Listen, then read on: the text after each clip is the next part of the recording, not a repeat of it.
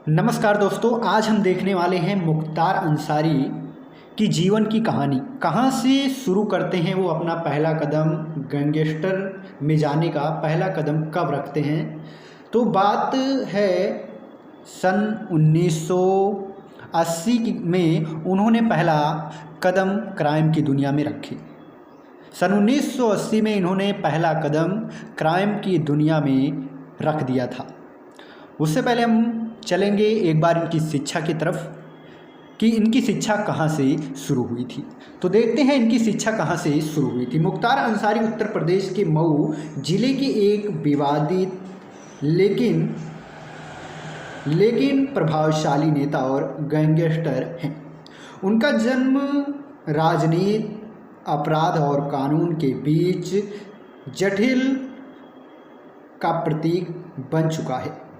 मुख्तार की कहानी एक साधारण परिवार से शुरू होकर उत्तर प्रदेश के सबसे चर्चित अपराधियों और नेताओं में शुमार होने तक की है। प्रारंभिक जीवन और परिवार। मुख्तार अंसारी का जन्म कब हुआ था? मुख्तार अंसारी का जन्म 30 जून 1963 को उत्तर प्रदेश के गाजीपुर जिले में हुआ था। वे एक शिक्षित और सम्मानित परिवार से ताल्लुक़ रखते हैं। उनके दादा डॉक्टर मुख्तार अहमद अंसारी स्वतंत्रता संग्राम सेनानी और भारतीय राष्ट्रीय कांग्रेस के प्रमुख नेताओं में से एक थे। उनके परिवार में राजनीति का माहौल था, लेकिन मुख्तार ने अपने जीवन की शुरुआत राजनीति से नहीं बल्कि अपराध की दुनिया से शुरू की थी। अपराध की दुनिया से शुरू की थी। अब बात आती है कि मुख्तार अंसारी अपराध की दुनिया में कब कदम रखे। तो सन 1980 के दशक में उत्तर प्रदेश के अपराध का ग्राफ बढ़ रहा था। मुख्तार ने इसी समय अपराध की दुनिया में कदम रखा था। उनका नाम पहली बार गाजीपुर और आसपास के इलाकों में उगाई, मृत और लूट जैसे मामलों में आने लगा था। धीरे धीरे मुख्तार ने अपना एक गिरोह बना लिया। मुख्तार ने अपना एक गिरोह बना लिया और छोटे अपराधों से लेकर बड़े अपराधों तक अपने पैर पसार लिए और अपना नेटवर्क बना लिया। अपना नेटवर्क दूर दूर से बना लिया। अब बात आती है सन 1980 की।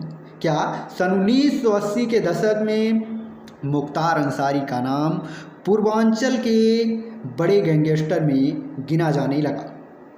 वे गाजीपुर और मऊ में अपनी पकड़ मजबूत करते गए और उनके खिलाफ मृत, फिरौती और अन्य गंभीर अपराधों के कई मामले दर्ज हुए। इस दौरान उनकी दुश्मनी ब्रिज सिंह और अन्य गिरोहों से भी हो गई, जिससे पूर्वांचल में गैंगवार की घटना बढ़ रही थी। उस समय बहुत तेज़ी से गैंगवार बढ़ रही थी। राजनीति में कब वो प्रवेश लिए। फिर उसके बाद मुख्तार अंसारी इतना देखते हुए उन्होंने एक बार राजनीति की तरफ अपना कदम आगे बढ़ाया। सन 1995 में मुख्तार अंसारी ने राजनीति में भी कदम रख दिया। उन्होंने समाजवादी पार्टी के समर्थन से अपनी राजनीतिक यात्रा शुरू की, लेकिन सन 1996 में उन्हें बहुजन समाज पार्टी बसपा का टिकट मिला और उन्होंने मऊ विधानसभा क्षेत्र से चुनाव लड़ा। उनके राजनीतिक कैरियर की शुरुआत जीत के साथ हुई और वे मऊ से लगातार 5 बार विधायक चुने गए। कितने बार? लगातार 5 बार उन्हें चुना गया। मुख्तार ने राजनीति का इस्तेमाल अपनी आपराधिक गतिविधियों के छुपाने और कानूनी सुरक्षा प्राप्त करने के लिए किया। उन्होंने अपने इलाके में एक मसीहा के रूप में खुद को पेश किया। गरीबों और ज़रूरतमंदों की मदद कर उन्होंने स्थानीय जनता का विश्वास जीत लिया। क्या? विश्वास जो था वो जीत लिया। मुख्तार अंसारी पर कई गंभीर आपराधिक आरोप लगे हैं। सबसे चर्चित मामला 2005 का मऊ दंगा है। इस दंगे में मुख्तार पर आरोप लगा कि उन्होंने सांप्रदायिक हिंसा को भड़काया और इसका राजनीतिक लाभ उठाया। इसके अलावा वे सन 2001 में भाजपा विधायक कृष्णनंद राय की मृत्यु के मुख्य आरोपित हैं। इस मृत्यु ने मुख्तार अंसारी को राष्ट्रीय स्तर का मुखौटा बना दिया। अब बात आती है कृष्णनंद राय की मृत्यु बेहद सुनियोजित तरीके से की गई थी। कहा जाता है कि इस मृत्यु में AK-47 का इस्तेमाल किया गया था। मुख्तार और उनके गिरोह पर आरोप था कि उन्होंने इस मृत्यु को सत्ता और प्रभाव की लड़ाई के तरह अंजाम दिया है। क्या? अंजाम दिया है। कानूनी मामलों में फंसे मुख्तार अंसारी। अब बात आती है कब कानूनी मामले में अब मुख्तार अंसारी जी फंस चुके हैं। मुख्तार अंसारी पर मृत्यु, अपहरण, जबरन वसूली और भूमि कब्जा जैसे कई मामलों में FIR दर्ज हुई। हालांकि अपने राजनीतिक प्रभाव और कानूनी समय तक बचते रहे। 2010 के दशक में उत्तर प्रदेश सरकार ने मुख्तार और उनके गिरोह पर शिकंजा कसना शुरू कर दिया। क्या? शिकंजा कसना शुरू कर दिया। मुख्तार को कई बार गिरफ्तार किया गया और जेल भेजा गया। वे लंबे समय तक जेल में भी रहे, लेकिन इसके बावजूद वे मऊ से चुनाव जीतते रहे। उनकी पत्नी और परिवार के अन्य सदस्य भी राजनीति में सक्रिय हो गए। क्या? सक्रिय हो गए। राजनीति और अपराध का मेल। मुख्तार अंसारी ने अपनी छवि को एक आपराधिक नेता के रूप में गढ़ा। वे खुद को गरीबों का नेता बताते थे, लेकिन उनके खिलाफ गंभीर अपराधों के मामले उनकी असलियत बयां करते थे। उनके राजनीतिक विरोधी अक्सर आरोप लगाते हैं कि मुख्तार ने अपनी ताकत और प्रभाव का इस्तेमाल अपराध को बढ़ावा देने के लिए किया है। क्या किया है? मुख्तार के विरोधियों का कहना है कि उन्होंने सरकारी ठेकेदारी, भूमि कब्जा और जबरन वसूली के जरिए अपनी संपत्ति और ताकत बढ़ाई। मुख्तार का नेटवर्क सिर्फ उत्तर प्रदेश में ही नहीं बल्कि बिहार और अन्य राज्यों तक फैल चुका था। क्या? अन्य राज्यों तक फैल चुका था या नेटवर्क हो चुका था। योगी सरकार का शिकंजा।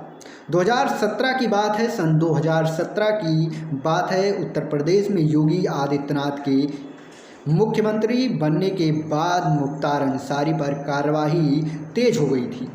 योगी सरकार ने मुख्तार के खिलाफ कई कदम उठाए और उनके अवैध संपत्तियों को जब्त करने की प्रक्रिया शुरू कर दी थी।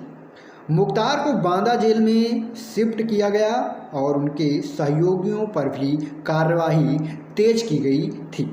क्या? तेज की गई थी। मुख्तार अंसारी वर्तमान में जेल में हैं। उनके ऊपर लगे मामलों की सुनवाई चल रही है। हालांकि उनके समर्थकों का कहना है कि उनके खिलाफ लगाए गए कई आरोप राजनीतिक साजिश का हिस्सा है। दूसरी ओर उनके विरोधी उन्हें कानून और व्यवस्था के लिए बड़ा खतरा मानते हैं। क्या? खतरा मानते हैं। मुख्तार अंसारी की विरासत। मुख्तार अंसारी की कहानी उत्तर प्रदेश की राजनीति और अपराध के बीच के जटिल संबंधों का प्रतीक है। उनके परिवार के कई सदस्य आज भी राजनीति में सक्रिय हैं और उनका प्रभाव क्षेत्र में बरकरार है। उनकी कहानी दिखाती है कि कैसे अपराध और राजनीति का मेल न केवल समाज में अस्थिरता लाता है बल्कि या न्याय प्रणाली के लिए भी एक चुनौती बनता है। मुख्तार अंसारी का भविष्य क्या होगा या तो समय बताएगा, लेकिन उसकी कहानी भारतीय राजनीति के उस चेहरे को उजागर करती है जहां सत्ता और अपराध का खेल साथ साथ चलता रहा है। क्या चलता रहा है? तो ये सब हम कहीं से हमें मिला, मतलब क्या कहते हैं, ये मिला है हमको, आप सभी लोग जानते होंगे, गूगल से इसकी जानकारी मिली, पूरा मतलब पूरी खबर इनकी वहीं से मिली है। तो मुझे पूरा डिटेल में जो हम आप सभी लोग को बताएं। वीडियो पसंद आई हो तो वीडियो को लाइक कर दीजिए। चैनल पर पहली बार आए चैनल को सब्सक्राइब करके आप सभी लोग शेयर जरूर करें। अब और किसके ऊपर बनाना है आप सभी लोग एक बार कमेंट करके ज़रूर बताइएगा। वीडियो को ज़्यादा से ज़्यादा शेयर कीजिएगा। ये खबर अब कैसी है हमें नहीं पता, लेकिन हम जहाँ से लिए हैं बस उसी को हम आप सभी लोग को बता दे रहे हैं, और पता नहीं क्या सही है क्या झूठ। फिर मिलेंगे अगले वीडियो के साथ। जय हिंद, जय भारत, वंदे मातरम।